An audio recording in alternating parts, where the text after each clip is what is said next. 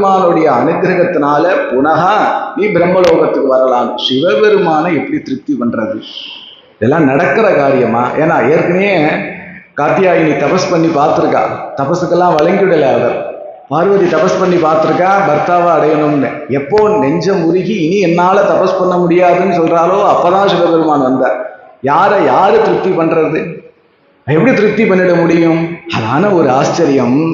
ஏகவில்வம் சிவார்ப்பணம்னு யாராவது ஒருத்தர் இடது கையினால வில்வத்தை சிவபெருமானுடைய சரணத்துல போட்டுட்டா கூட ஆஹா அப்படின்னு பட்டுன்னு பிரசன்னமாயி அவரை குளிர வச்சுடுவாராம் சிவபெருமான். இருக்கிறதுலயே சீக்கிரம் திருப்தி ஆகக்கூடிய மூர்த்தி சிவபெருமான் தான். இந்த பூமியில பேசணும், ஏன்னா பின்னாடி சரித்திரம் வெங்கட சுப்பையர் சரித்திரம் அப்படி வருது. அது மாத்திரம் இல்லை, ஏதாவது வில்வம் போட்டாதான் அனுகிரகம் பண்ணுவாரான்னு தேவையில்லை. நேரா காசிக்கு போய் தேகத்தை விட்டுட்டா கூட ஜென்மா பூரா, நான் அதை உற்சாகப்படுத்தல, புரியறதுக்காக சொல்றேன், ஜென்மா பூரா மகா அட்டகாசங்கள் பண்ணி சாப்பிடக்கூடாததெல்லாம் சாப்பிட்டு, போகக்கூடாத இடத்துக்கெல்லாம் போய், குடிக்கக்கூடாதெல்லாம் குடிச்சு, என்ன பாபம் பண்ணாலும் காசியில போய் நம்ம தேகத்தை விட்டுட்டோமானால் ஜென்மால நம்ம சிவ தியானம் பண்ணியிருக்க மாட்டோம். ஆனா சிவனுக்கு நம்ம தியானம் வந்துடும். உடனே நம்ம மிருத தேகத்தை, எந்த மிருத தேகம்னா நேற்று வரையா பக்கத்துல படுத்துன்னு இருந்த கணவர் இறந்துட்டார்னா சீக்கிரம் எடுத்துன்னு போயிடுங்கன்னு தான் சொல்லுவான். அதே மாதிரிதான் மனைவி நேற்று வரைக்கும் பக்கத்துல தான் படுத்திருந்தா, சந்தோஷமா இருந்தது. இன்னைக்கு போயிட்டா, என்னுடைய மனைவி சார் ஒரு 2 நாள் பக்கத்துல இருக்கட்டுமே, நாளைக்கு வந்து கூட்டிட்டு போங்க, என்னவா நீங்க தூக்க போனேன், யாருமே கேட்க மாட்டான். சீக்கிரம் தூக்கின்னு போயிடுங்க, பார்த்தாலே பயமா இருக்கும்பா. அப்பேற்பட்ட மிருத தேகத்தை சிவபெருமான் பக்கத்துல உட்கார்ந்து அதை தூக்கி தன் மடியில வச்சுட்டு, இந்த ஜீவனை நாம் கரையேற்றினாதானே உண்டு, ஸ்வயமே கரையேற்றிக்கிறதுக்கு ஒண்ணு பகவன் நாம ஜபம் பண்ணலையே இது.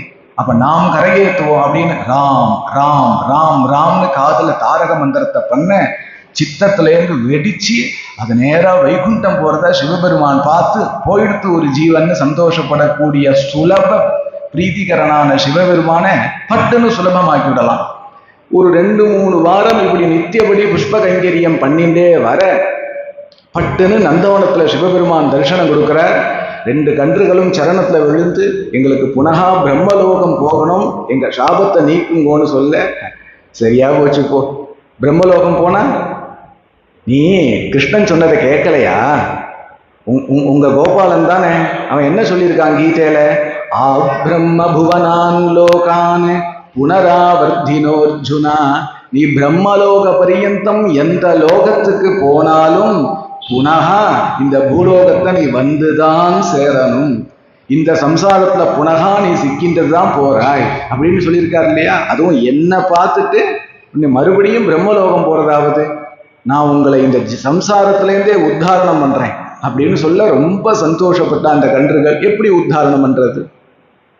3 வழிதான். ஒண்ணு சாது சங்கம், சதா கிருஷ்ணானந்தத்திலேயே இருக்கிற ஒரு மகாத்மாவினிடத்துல சங்கம் ஏற்படணும், பகவன் நாம ஜபம் பண்ணணும், போராது. இன்னும் ஒண்ணு வேணும், கிருஷ்ண கதாசிரவணம்.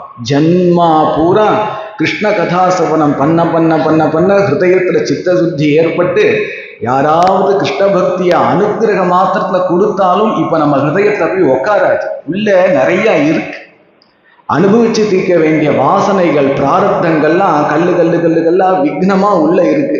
யாராவது ஆப்பிள் மாதிரி பக்தியை கொடுத்தாலும் உள்ள போய் உட்கார்றதுக்கு இடம் இல்லை.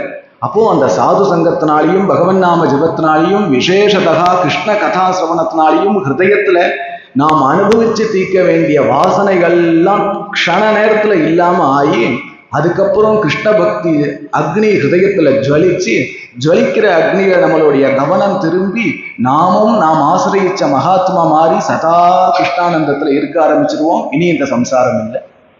அப்படி வேணும் இல்லையா? இந்த 3ம் இல்லாம நானே உனக்கு தரேன்னு சிவபெருமான் சொல்லிட முடியாது.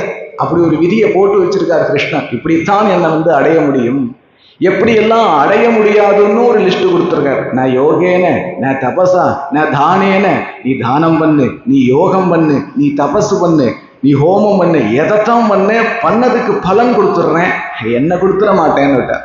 என்ன கொடுக்கணுமானால் உனக்கு சாது சங்கம் வேணும், கிருஷ்ண பக்தி கதாசிரவணம் வேணும், என் நாமத்தோடைய ஜபம் வேணும் அப்படின்னு